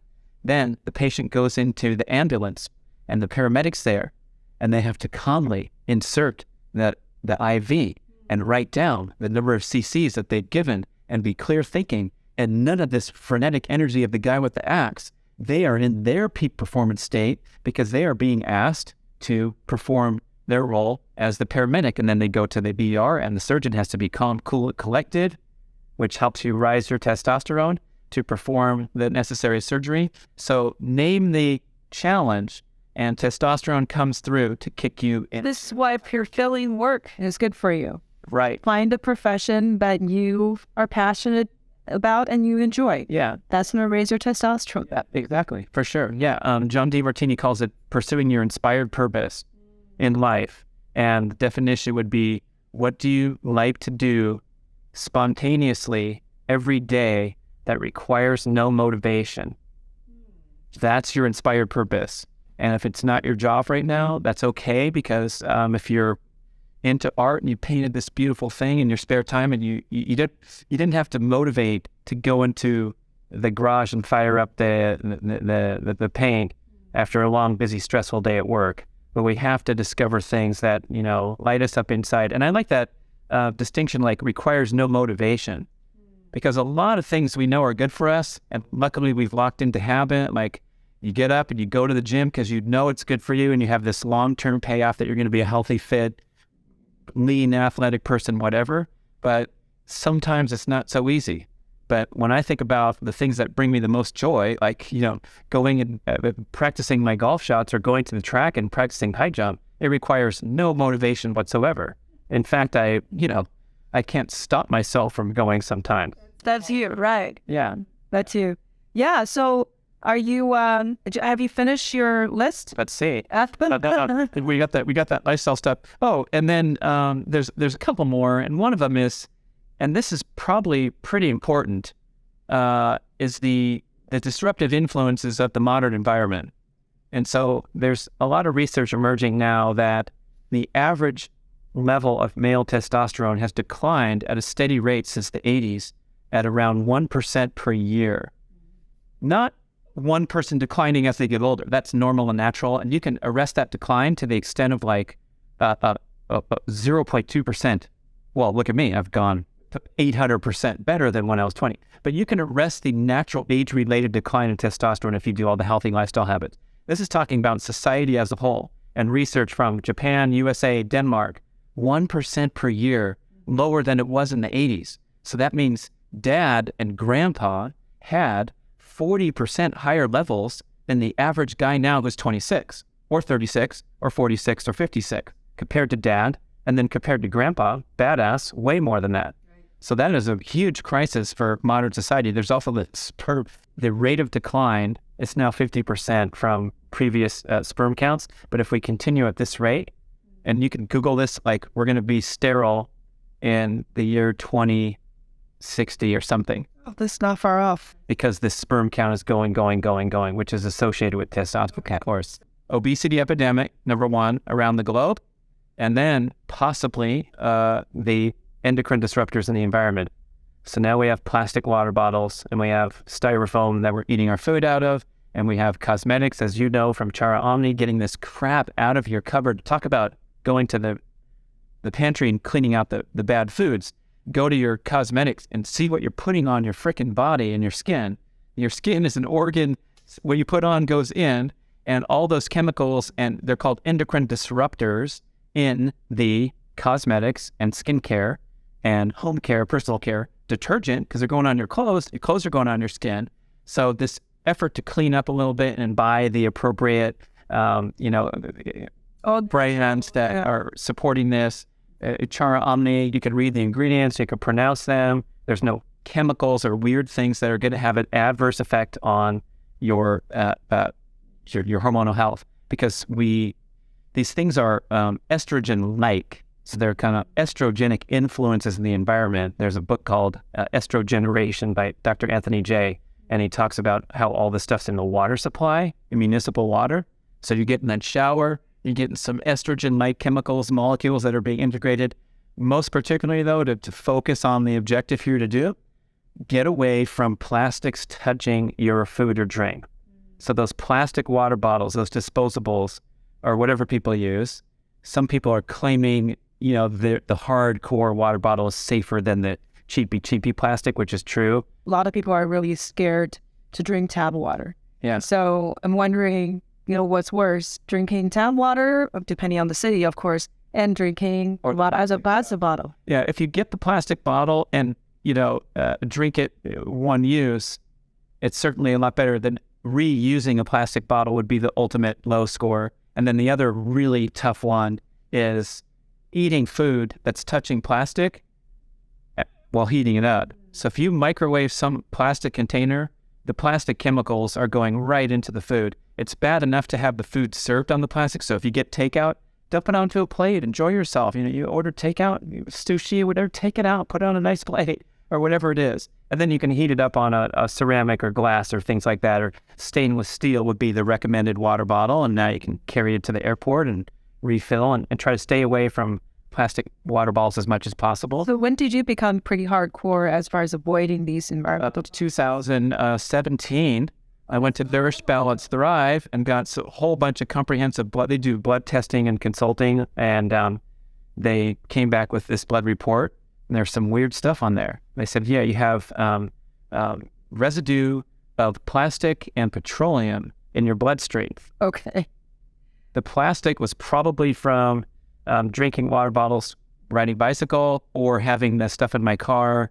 And a lot of times we forget, it heats up during the day, and then overnight you get in the car in the morning, you finish your water bottle that was 100 degrees in the sun the previous afternoon. So I had plastic, and then I had petroleum byproducts in my bloodstream. And I talked to some functional medicine experts, and they surmised that it was growing up in the San Fernando Valley in the 80s when the smog was so bad, and breathing that shit in when I was running and taking in a lot of oxygen. It's one thing to live in the valley or in a smoggy area back in the old days when it was super smoggy. It's not anymore. It's fantastic here. But I couldn't see the Santa Susana Mountains in the old days from my home 8 miles away. The mountains were obscured by smog all summer. Yeah, so that was an awakening to kind of know I'm eating healthy and exercising and sleeping and all this, and then bombarding my system with crap. So we want to get away from food and drink that has plastic, and then anything you put on your skin, you try to focus on those appropriate brands. Like Dr. Bronner's is a good example, the Castile soap. Yeah. I do that shampoo, soap. I brush my teeth with it once in a while. Everything that's in my house is natural. And absolutely none of the toxic ingredients. It just not worth it. It's not worth for my pets. Oh my God. Care about your pets if you're a caring pet owner. And then here's a quick tip to know if you are offensive here. If it has a fragrance, it has estrogenic influences on your body, guys. So if you're smelling your laundry detergent, it's fresh smelling Tide, or your Irish Spring with the minty smell, anything with a smell, the things you hang in your car, the Christmas tree from the car wash, anything with a fragrance is causing a disruption to the chemicals. And so what happens is the body interprets these estrogen-like chemicals to be estrogen. And so to keep that balance right, it can't do it because it's being confused by estrogen coming in from, more than the small amount that you want. Yeah. So those are bad. Yeah. So that's the protect yourself category. And then EMFs is on that list too. And the biohackers know that this can also adversely influence, testosterone and other hormones. Oh yeah. There was this dramatic study of these rats. They put a cell phone next to the rat's cage. I think it was only 2 hours a day for 60 days. And then another cage, they put a sham cell phone. So looked like a cell phone, but there's no signal. There's nothing that they're receiving. So they checked the testosterone level before the experiment. And then 60 days, 2 hours a day, right, of cell phone exposure. It's not that much, 2 hours a day. Look at how much time people are keeping the cell phone on their body. And at the end of the 60 days, or maybe it's only 45, it's in that range, the level of testosterone in these rats have dropped to 50% of what it was. It's a stunning. Yeah, it's heartbreaking to think. I have a son who's 25 years old, and he's a statistic because of his age, and we gotta take charge now because I know there's people that blow this out of the water, and most people are too busy and don't have time to get deep into this. But if you can do these simple things like buy a different brand of detergent or a cleaner, it's so easy. It's painless, and that's where I think we can all do a lot better, especially like pushing back on the massive marketing forces that have convinced us to buy this crap and put it into our bodies our whole life. So exactly. Yeah. Well, yeah. So the environmental toxins, I mean, that's a big portion for anti-aging medicine. Of course, anti-aging medicine came from the professional athlete realm because these doctors started to try to optimize these already pre-optimized people, but they're not. Everyone had their own issues because none of us is perfect. So what can you tweak? And that's how the whole anti-aging discipline came about, is to tweak you guys. So cool. Yeah. I really wish I had been tweaked back then.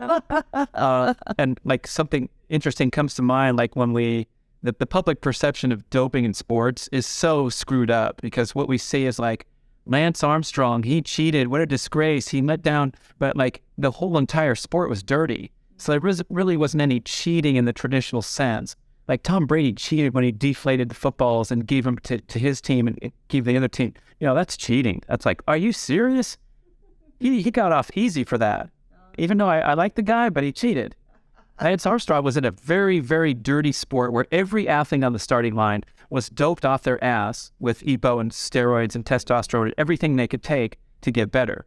And so it was kind of like a level playing field in that sense. So I kind of look at the offense in a different light than most people. But here's the big one that I want to throw at people. Is like, if you're doing that crazy stuff to your body like I did for so long, it would arguably have been healthier for me to peg all my hormone levels to optimize through doping, because it was so destructive to the body to train at that level. So I would have gone a lot faster, and I would have been healthier and been less worse off for the wear today. I might even have 100% blonde hair instead of gray, because the whole entire experience would have been less stressful. Because you wake up the next day, if your red blood cells is pegged at 50, you wake up the next day and you say, what are we doing today? How hard are we going to train today? Because you're recovered. And now maybe we could like kind of transition to a closing where now we talk about, okay, if I can go on a regimen of stem cells, peptides, and hormone replacement, I can put myself at age 37 forever. And it's extremely compelling to think about that. Now we've been scared away for a long time, like with testosterone therapy, they're saying, it could increase the incidence of prostate cancer, which is the big killer. And it's not true. And, my father died with prostate cancer, not of prostate cancer, but he was taking anti-androgenic hormones for 11 years. And so that was killing him more than the cancer, because they're trying to shut down the cancer. This is proper medical treatment. By depleting his life force. Right. And right before he went, he had a great run at 97. So I'm not saying this anything with like a tragic note. I'm just saying like what we could all wish for was like 95 outstanding years and then a quick slide, that, nice departure. But right at the end, there was research coming from Johns Hopkins Medical School where he went, and they were like doing mega dose testosterone on advanced prostate cancer patients and having tremendous results. And so what they're doing is like... You mean positive results, making things... Positive results. They're making these guys stronger by doping them with, strong male hormone so they could actually fight off the disease. So what about if we start, like Mark Sisson started in his 50s, Mark Bell started in his 30s. A lot of young guys are on TRT now, which is a little bit disturbing to me. But if you start and stay strong and fit, and six-pack like Sisson is showing off, and Mark Bell, jacked and tan on the cover of his book. He's a fitness freak. He's running the marathon now, as well as being a champion powerlifter. He's like, hell yeah, I'm on steroids. I have been for 20 years. I feel fantastic. His blood levels are good. Everything's checking off, and he's super fit. So that's when I'm like, all right. And like, I'm on a Power Project podcast. You can watch it on YouTube. It's a great show. And like in the first few minutes of the show, and there's 3 hosts and then me, and they're all big, jacked guys. And so like little Brad is there, and they're like Brad, why aren't you on hormone replacement? And then and Seema's like, yeah, Brad, why aren't you on it? And I'm like, I don't know, so I think, well, was that a philosophical objection? yeah, it's funny because like as an athlete, I had this completely squeaky clean mentality. Like I'm not going to put anything into my body ever. No caffeine, no Advil. If I have a stiff lower back, I want to feel every inch of that pain so I can make the proper decision the next day. And I had a long career. I was consistent. I think it helped me rather than taking this and taking that. Same with anyone out there who's got a medicine cabinet full of pills. I will probably contend that I sleep better than you. I'm fitter, and I'm getting benefited by taking the hard way rather than the easy way. Yeah. Then it's like, is it okay to age gracefully and slow down? And I've heard this argument too, like, what do you do with, or telling myself, Brad, what are you doing out there running around the track? That's what I did in high school and college, but I love it and I want to perform. And so I'm wide open to anything that's going to work. I've gone to Uplift Longevity Center and tried the peptide courses. And I'm like wanting to learn more about like, how can I recover faster and perform better? Because this is the essence of aging gracefully. And we don't have to settle for the traditional notion of slowing down and shuffling along and visiting grandpa in the nursing home and all that crap. And I'm going to do everything. That's the whole philosophy of anti-aging medicine is how can we replenish you to the most useful state? Not over-replenish, Right. but replenish you just at your peak level. Or over-replenished if you're a celebrity or something. And then so you can function at that peak level for a very, very long time. Physiologically, if that's the level you're functioning, then you're preventing yourself from getting into all kinds of disease states. Right. So that's the whole anti-aging. It's the quality of staying at a more useful state. If you have other ways of getting there, great. Yeah. But are you able to address all of those factors?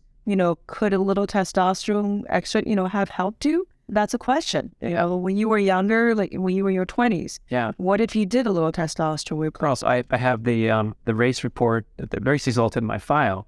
But if I had taken EPO, Yeah. it delivers a confirmed 6% advantage. Some people think 10%. Yeah. So if I had had a 6% advantage in my performance, I would have won every single race. I could have showered, had an oatmeal, and come back and congratulated second place. Yeah. I mean, it's a ridiculous performance advantage. So when you see the Tour de France, all these guys climbing up the mountain really fast, they're all on EPO. Yeah. And Lance Armstrong was winning. And guess what? If it was all cleaned up and no one took drugs, he would have been further ahead because he was the greatest natural talented athlete. He was a professional triathlete at 15. That's when I met him and started racing this young kid who was at the high level on the world level as a teenager. There was no athlete like him and trained as hard and was as competitive and disciplined and focused and all that great Lance stuff. And then everyone's doping like him. It's like going into the gym and you see all these jacked guys. If you took the drugs away, one of those guys would look like that. And the rest of them would be skinny freaks or they'd have a spare tire, whatever. And so it's kind of like, that's all good right now. And I guess I want to ask you, like, do you see like a delineation from all the stuff that you offer and that anti-aging medicine offers, and then kind of crossing a line into like overriding physiology with, prescription testosterone or something versus a peptide course or something that I have a understanding that it's a little different pathway? Yeah, there are, we do offer a peptide that actually helps enhance your body's production of testosterone. So I think that some people may prefer that way. Yes, when you put a hormone directly into your body, there is a feedback loop. So your body's going to not produce as much. That's why there's this testicle balls. Yeah. Pruning up. Yeah. So that's a possibility. Some people may not care about that. But some people really want the full natural mechanism. So either you do it a hard way, like you did, or you take a peptide that can enhance the production. So I do see peptide therapy as the frontier of medicine, because you can target so many different systems and biological processes by, putting in a very precise, signal in the body. Yeah. The studies has been really good, the Russians have been doing studies of peptides since the 80s. So that's, almost 15 years. A simple peptide, a pineal gland peptide called epitalon. When they did research on these patients in their 60s with coronary artery disease, they only took them for 6 courses in 3 years, twice a year. And then they followed them for 10 years. So 3 years of injecting, twice a year, 15 days each time. By the end of 10 years, the people who got injection versus the ones that got placebo, their cardiovascular system was 9 years younger. And the death incidence from cardiovascularly related diseases was reduced from 83% to 46%. So, that's a powerful benefit. So this is one reason I think this is the frontier, right? Talking about long-term benefit, it extends your telomeres. It prevents all age-related diseases. So it's very exciting. The combination of this and then doing things naturally to enhance your body's ability to rejuvenate, it's going to transform human health. For example, if you are getting your testosterone levels optimized, it's not going to do a whole lot until you go and lift some weights or go jogging or perform a chess match that you like, right? You got to do something with it.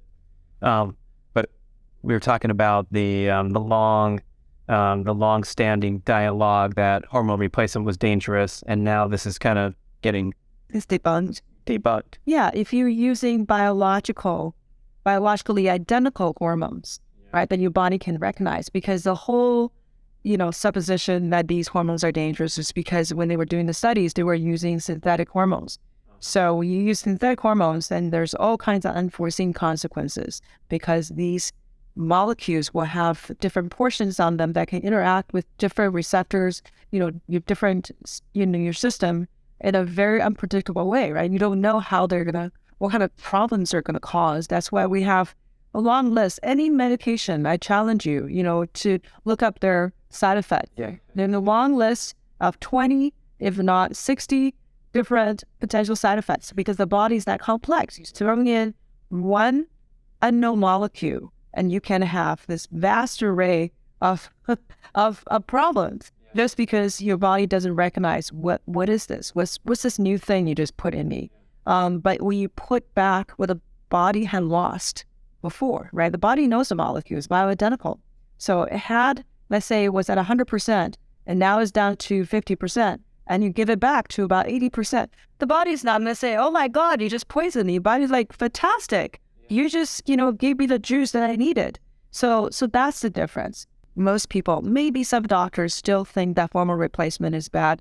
Actually, it's probably a lot of doctors, including, with estrogen, toward women, who had history of cancer, and then testosterone with men who had prostate cancer. There's a lot of misguided apprehension and warning toward patients and scaring a lot of patients. So patients suffer, and I've seen that firsthand. People were doing fine off hormone replacement, but because of some diagnosis, the doctor said, no, off your hormones. And they feel horrible. Yeah. The quality of life dropped to just really abysmal state. It's all because the doctor is putting that fear in them. So anyhow, so let's summarize the things that can be done. Okay, let's summarize. Who's full faster? Yeah. Yeah. So good sleep. Good sleep, plus rest, recovery, and downtime, and time away from the mobile device. Right. That's the sleep objective. Right. And diet, stop eating junk. That is going to be the biggest return on investment. So simple. The big 3 toxic modern foods: refined industrial seed oils and refined grains and sugars, and all the foods made with them, of course. Mm-hmm. Yeah. And then exercise. Exercise has 3 categories. And actually, I should mention the 4th one too, but the 3 we discussed are increase all forms of general everyday movement. I might talk about my morning routine. I talked about JFW, find ways to walk. I talked about micro workouts. Then we have the resistance training, where you put your muscles under load, and you do that frequently. But these workouts are short in duration, but they need to be intense. So you need to be breathing hard and getting your muscles to near failure. And then the same with sprinting. These are brief sprints. You can do it on the exercise bike. If you're not adapt to do it running on flat ground, you can running up the stairs. But something that's short, 10 to 20 seconds, is the sweet spot. 4 to 8 of them is plenty for one workout, and you have a long rest period between them, 6-to-1 rest to work ratio. So if you're sprinting for 10 seconds, you rest a minute, you sprint again, you rest a minute. Short duration workout, but it's difficult. You're challenging yourself. So that's 3. And then the number 4 on the exercise list is don't do too much. That will crush your testosterone like nothing else. Cortisol antagonizes testosterone. Cortisol is the most prominent stress hormone, fight or flight mechanism that we talk about a lot.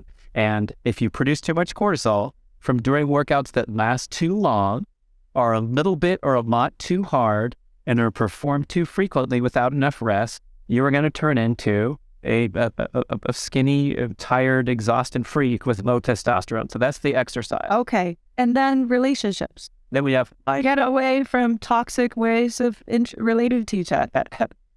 Men, shut up when you feel charged. Go off and do something else and maintain your composure, calm, cool, collected at all times. Females express everything as a preference. Men, listen to the female, allow her to vent without offering advice or solutions. Right. Yeah. And then avoiding environmental toxins. Avoiding environmental toxins. Also doing something that you get lit up by, that you're excited about, that feels like a challenge, that has a competitive aspect, even if it's competitive with yourself. But finding that throughout life, especially talking to the dudes out there that back in the day had their thing going on, because I see so many males of my age that maybe were champion athletes back in their day, and now they sit and watch the NFL on Sunday for 11 straight hours, and they don't do anything but observe other people perform.